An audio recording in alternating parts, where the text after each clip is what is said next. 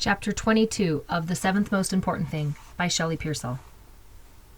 Arthur couldn't remember exactly what he'd yelled at the group. He thought it was something like, "Stop it, what are you doing?" with maybe a couple of swear words added in. It was called a fight, but it really wasn't. The jocks said Arthur threw his books as he ran toward them. They said he tried to kill them with his great works of literature textbook and with the large and deadly U.S. history textbooks he was carrying, which could kill just about anyone. This was not true. Arthur did not throw his books. He dropped them as he got closer because he wanted to have his hands free to defend himself. He had learned a few things in juvie. He might have dropped the textbooks with more force than he needed to because he thought the slam of the books would get the guys' attention and make them take off. In hindsight, a pretty idiotic idea. But he wasn't dumb enough to throw anything at anybody again. Arthur ran toward the guys with only one thought in mind, really. Saving who was ever in the garbage can, or at least getting the person out. Normally, Arthur wasn't the saving type. He wasn't sure why this scene bothered him as much as it did. If it hadn't been for his probation sentence, maybe he wouldn't have noticed the kid in the garbage can at all. Or maybe it was some leftover guilt about what he'd done to the junk man still hanging around. Whatever the reason, this weird burst of anger came over Arthur when he saw what was happening. Did the jocks think it was funny to throw someone in a trash can? Was it some kind of prank? Without thinking much about the consequences, he rushed toward the group. His long legs churned up the distance. He was a decent runner when he was angry. "Look out for the juvie freak!" The jocks laughed as they backed toward the sides of the hallway, leaving the garbage can behind like an abandoned island in the middle of the hall. Stupidly, Arthur didn't pay much attention to where the guys went. All he cared about was that they left the person inside the garbage can alone.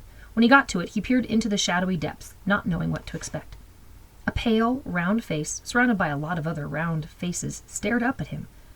It took Arthur a minute to realize that only one round face was a kid's. The others were basketballs. The kid had been dumped into one of the big trash cans of balls from the gym. "Want to play some ball?" the kid said, trying to smile as he looked up. Arthur could tell he'd been crying. He had smeary, square glasses that looked way too fragile and professor-like. Glasses that seemed to say, "Please beat me up." "What are you doing in there?" Arthur snapped, as if the kid had a choice. "I don't know." The kid's eyes blinked fast behind his glasses. "Well, stand up and I'll help you get out," Arthur said, feeling more irritated as time went on. He was mad at everything. The nerdy kid, the jocks, himself for getting involved. Because the trash can was so big, it was a struggle to get the short kid over the side and onto the floor again. Finally, Arthur had to half lift him out by his armpits, which was embarrassing, especially since he was pretty sure the boy was a 7th grader, like he was. Once the kid's feet were safely on the ground, feet that were wearing a polished brown loafers, by the way, Arthur couldn't help shoving the trash can toward the wall where some of the jocks were standing, just to pay them back. Because brown loafer, gold glasses kid probably never would. This was a mistake. Of course, the can tipped over, and the basketballs went rolling everywhere, and one of the jocks behind Arthur took the opportunity created by the chaos to ram him into the wall of lockers. Arthur didn't see what happened to the gold glasses kid.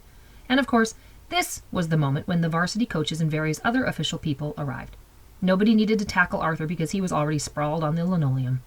Without asking him why he was there or letting him explain anything, they hauled him away to the office, one red-faced, huffing coach on each side. Arthur figured Officer Billy would probably count this as messing up. Big time.